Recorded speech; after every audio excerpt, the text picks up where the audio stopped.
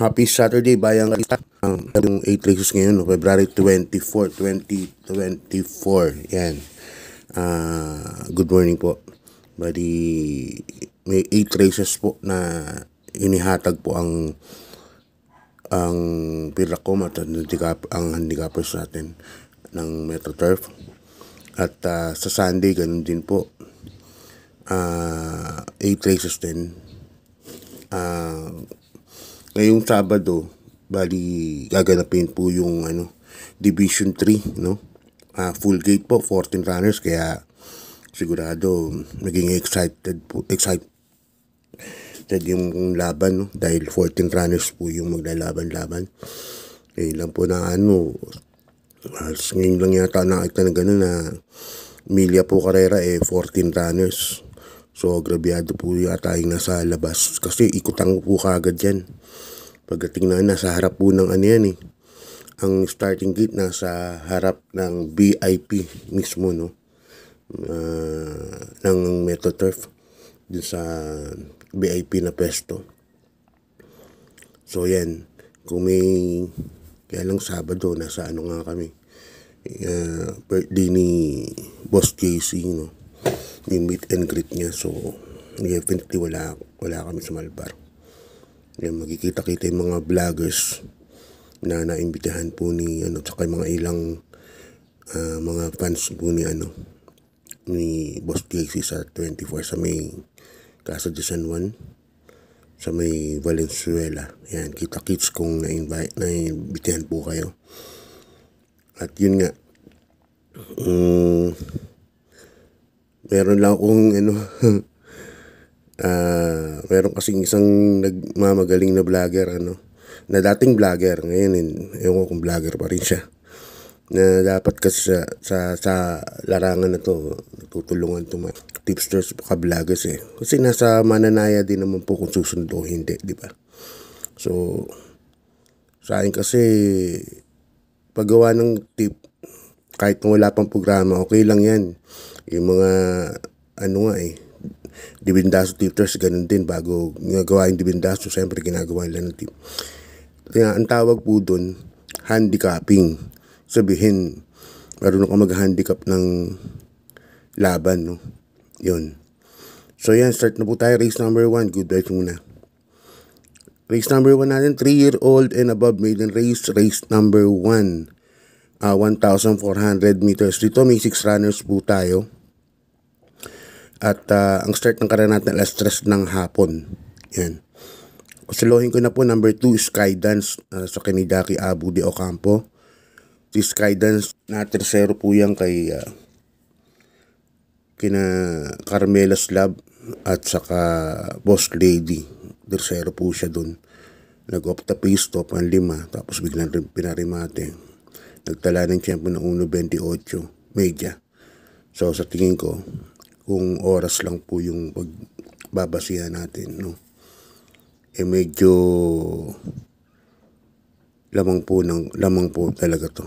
Number 2, Skydance. Kaya dito po ako, so suluhin ko na po yan. Number 2 is Skydance. Tsaka ni Abu de Ocampo. Alam ko kaya kila Boss Peter Limho, di ako sure. Alam ko yan sila may ating ito niyan. Number 2 is Skydance. Yan. Umpisa pala ng pick 5 yan. From races 1 to 5. Okay, bayang karisa, good luck. Lipat na po tayo sa race number 2. Umpisa ng winner take all from races 2 to 8. Yan, class 5 split. Yung placers po. Dito may 8 runners po tayo. Distance po natin 1,400 meters. Yung stakes race lang po yung Emilia Carrera. Kasi karamihan po. O yung matitira na 7 races puro 1,400 meters kasi weekends, no? Yan, bisa ng winner take all. Sasalohin ko na po yung sakay ni Jackie BJ Guerra, pag may-ari ni Boss Ed Gonzalez. Number 3, Cristiano. Yan, sasakay ni BJ Guerra. Bagay na bagay po sa kanya yung distansya, no? Alam naman natin si Cristiano Deremati po. Parang medyo magaan po ang laban, kaya dito po ako number 3. Susuluhin ko na po yan, Cristiano. Siguro ang maigpit na kalaban or binating magiging second choice, number 5, Havana, una na sa Jackie J. Guerra. Pero ako susuluhin ko na po yan, Cristiano, kahit segundo lamado yan. Diyan po ako lalagay. Yung number 3 na yan, Cristiano. Yan, bayang karlista. Solo na po yan. Good luck po. Yan. Lipat na po tayo sa race number 3. Ito na yung sinasabi ko sa inyong Division 3. No? Division 3 ng Philippine Commissioner's Cup. Distance natin 1,400 meters. Yan, pisa ng peak 6 from races 3 to 8. Dito milya karera at medyo tricky po ito kasi likuan nga po kaagad. So kung sino po kaagad makaagapay ng magandang pwesto sa tingin ko malaki po panalo. Ang daming mabilis dito, Secretary, andito, no? King Tiger, La Liga Pilipinas. So expect po natin sila na nasa unahan. Sama na po natin diversity ko talo sa pwestuhan dahil nga nasa 14.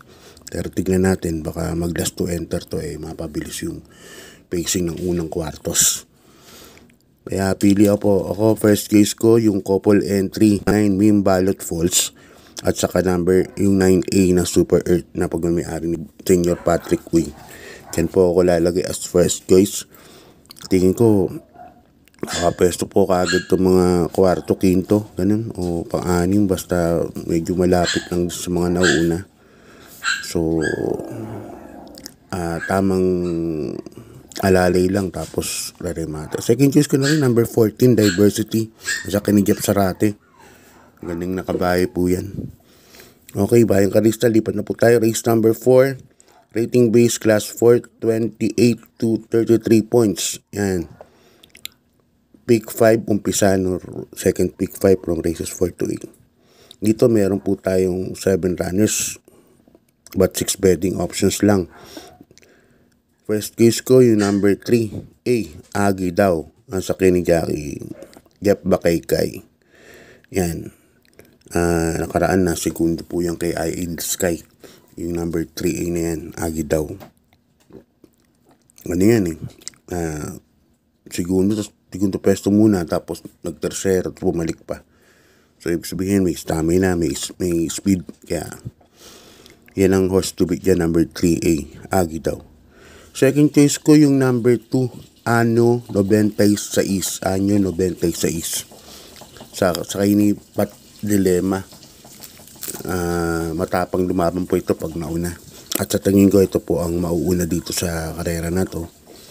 Unang-una nasa numero 2 siya, sa mababang numero, no? At alam naman natin yan, Pati Ramos Dilemma. Mga pacing lang po ni Pati yan. Tingin ko baka makachamba po. Malaki ang panalo. Okay, Bayang Karista, lipat na po tayo sa race number 5. Bayang Karista class 4, 22 to 27. Dito may 10 runners po tayo, but 9 betting options lang. At ito na, umpisa na po ng kaguluhan ng karera. Dito na tingin ko medyo mabigat-bigat din yung lineup, no? Halos balansyado dahil dami may panalo. First case ko, number 5 and 5A, Cats in the Cradle at saka California King. Yan ang first case ko, Cats in the Cradle. Nakaraan, nagpakita na ng speed, no? Bandera po siya. So, expect natin baka ito po ang mauna dito. Second, tas California King, San Teremate. So, tama lang yung tandem nila. Second case ko, number 2, Top Grosser. Yan, parang bumaba na rating base po yan. Tsaka ni Boji Henson, maganda yung numero. Mapipesto ka agad ni Boji. Third case ko, number 6, ito diado pa. Easy Way. Kabayan ni Senior Patrick Uy, saksakin ni Dan El Camanyero.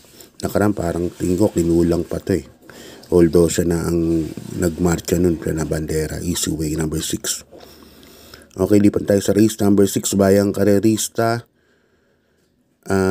Class 5, 11 points to 15 points. Dito may 8 runners tayo, but 7 betting options lang. First case ko, number 4, Yabadabadur. Yan, Alvin Gusen. Dito sa kopya, no, Jan Alvin Gusen, di natin alam kung sino pipiliin, no? Ni Yabadabador o Magnolia Yana ni Boss Nap Magno. Yabadabador naman, may-ari si Boss Borek. Kubon. Yun, di natin alam kung sino pipiliin niya. Anyway, number 4 ako, Yabadabador. Ang ganda ng tinakbo kay Hiroshima nito. At photo finish nga sila nun. So, yan ang first case ko. Second case ko na rin yung couple entry na si Prince Uno, numero 2, at saka yung 2A na si Galloping Ghost. Si Prince Uno nanalo nakaraan, hugando rin po no? Kaya sa tingin ko ito po yung kalaban niya. Saka itong connections naman nito, numero 2, lagi po labas yan. Kaya pwede na po talagang isama. At this race number 6, dalawa pili ko. Number 4, Yabadabador. Tapos yung couple entry, Prince Uno, Galloping Ghost. Okay, lipan tayo sa penultimate race, Bayang Karerista. Class 5, 6 points to 10 points. Yan, dito may 8 runners po tayo. At first case ko rito, ito parang babang-baba na masyado. Number 8, My Dad Bogart. Sa ni Jackie Allison Pabili. Alam ko na kay Boss Art Aquino na to. Tinitrain na ni Boss Jonathan Dado Sardan. Yun. Kaya sa tingin ko, mag-i-improve sigurado to. Alam niyo naman maghanda ng kabayan sila Dado Sardan. Mainam, maganda rin. Ano rin kay Rap Alcantara. Yan. Sila nag-train. Kaya sa tingin ko, yan ang horse to beat yan. Number 8, My Dad Bogart. Second choice ko, number 2 na rin, High Quality. Sa ni Jackie IEM Tanchoco. Yan. Sa tingin ko, ito po bandera dito, High Quality. Baka makapag-pacing ng maganda. 2 kwarto makapagpahinga. Si My Dad Bogart kasi ngayon parang may bilis na rin. Pero definitely, alam natin, nadirimatin po yan si My Dad Bogart. Kaya dito sa penalty, first case ko, number 8, My Dad Bogart. Second choice ko, number 2, High Quality. Okay, lipat na po tayo sa last race, Bayang Karerista. Ang last race po natin, class 5, 6 points to 10 points, split group. Dito may 12 runners po tayo. But 11 betting options lang, no? At dito medyo magulo rin po. Kung may mga kusunada kayo, ligtag lang dito sa last race na to. Dito halos nagkakadiya doon pagka ganyan ang lineup. So pili ako, first case ko, number 4, Malibu Bell, sa ni Jackie Charles Reyes. Sa tingin ko kasi bandera po ito dito sa karera na to. Nakaraan, last 2 runs niya, pinare-remate pa nga ito Pero ngayon to, Malibu Bell, tingin ko bandera ngayon. At kamay pin po ni Charles Reyes itong kabayo na to. Kaya siya ang first case ko dyan. Number 4, Malibu Bell. Second case ko, yung number 7 na rin. 7 of Diamonds. Nasasakyan ni Jackie Kelvin B. Abobo. Ito, problema naman ito sa gate, no? Minsan hindi maganda yung salida. Pero nandun pa rin naman yung kick niya pagdating ng diretso. Kaya lang, syempre, iba pa rin yung masasabay ka sa salida. Pagka sumabay ito, kahit di naman siya mauna, pero at least hindi na siya hirap. Kaya yan ang second ko, 7 of Diamonds. Third case ko, number 10, Heroes of Caloocan, sa ni Jackie Bodio Henson.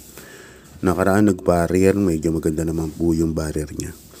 Kaya yan, 4, 7, 10 po ako para sa last. God bless po, good luck.